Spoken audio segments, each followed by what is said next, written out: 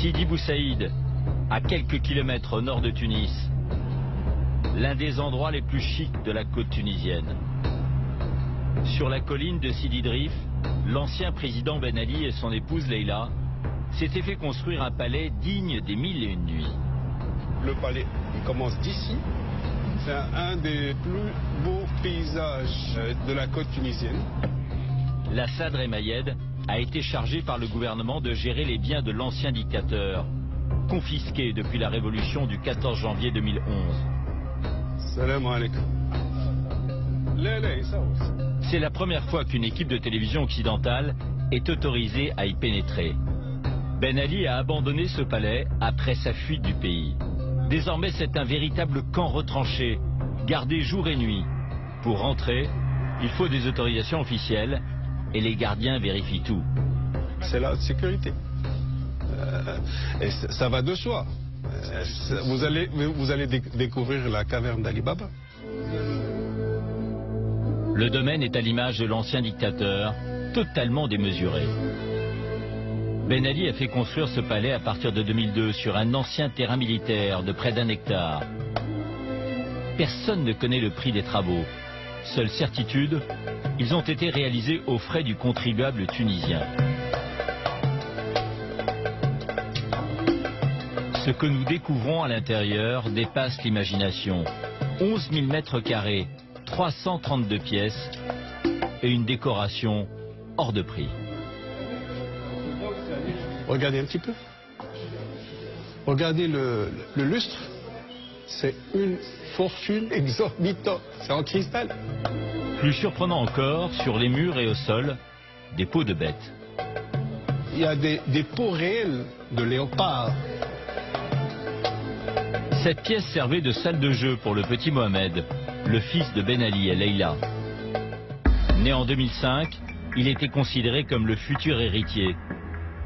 Mohamed vivait ici seul avec ses parents, quasi retranché, sans contact avec le pays réel. L'enfant avait sa suite.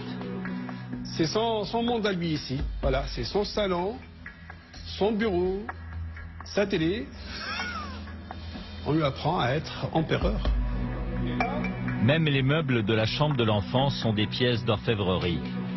Les lits sont en argent. Tout ce que vous voyez, c'est en argent. Une salle de bain en jacuzzi. Regardez le dallage, le dessin en bas. Tout dans ce palace était fait pour donner au dictateur l'image de sa puissance. L'Assad nous montre la salle à manger, immense, somptueuse. Puis le coin maquillage de la chambre de Leïla Ben Ali, décorée avec de l'or.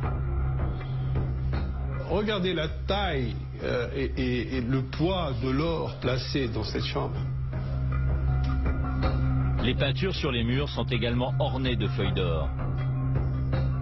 Même les cadres des tableaux, là, les tableaux les plus de valeur, regardez, c'est en feuilles d'or.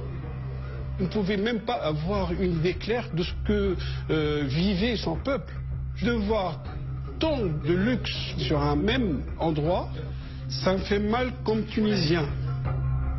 Statues d'ivoire, porcelaine de musée, vase de Chine, le palais regorge de trésors. Avec l'argent détourné, le dictateur et sa famille ne se refusaient rien. La piste d'atterrissage de l'hélicoptère. Un héliport, une plage privée en contrebas reliée par une route sécurisée qui rejoint le palais. Une piscine sur la grande terrasse dominant la mer. Et une autre encore dans les sous-sols, avec salle de relaxation.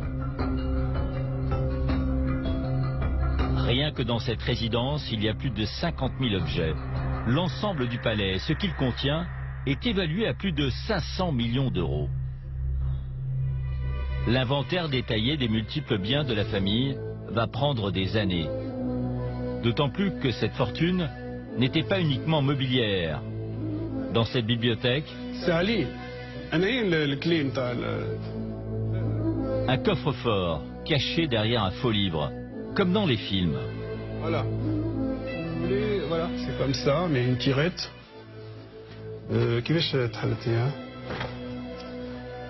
Voilà. Bonjour. Bonjour l'agence tunisienne. C'est vrai. À l'intérieur, ce que découvrent les enquêteurs juste après la Révolution, sous le regard d'une caméra de télévision tunisienne, est à peine croyable. Des centaines de liasses de billets, notamment de 500 €, empaquetés sous plastique.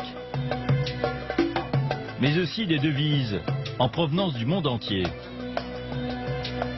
En tout, plus de 20 millions d'euros d'argent liquide. Une somme colossale abandonnée par Ben Ali au moment de sa fuite.